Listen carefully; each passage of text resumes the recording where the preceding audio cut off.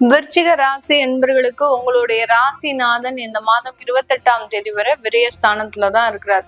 உங்களுடைய 2ஆம் வீட்டு அதிபதி 8ஆம் இடத்துல இருக்கிறார். அடுத்து பாத்தீங்கன்னா உங்களுடைய 3ஆம் வீட்டு அதிபதி அப்படின்னு சொல்லக்கூடிய அந்த சனி பகவான் வக்ரத்தன்மையோட 5ஆம் இடத்துல இருக்கிறார். அடுத்து பாத்தீங்கன்னா உங்களுடைய 12ஆம் இடத்துலயே எல்லா கிரகங்களும் இந்த மாதத்துல வருது. சூரியன் நீச்சமாகிறாரு, புதன் வராரு.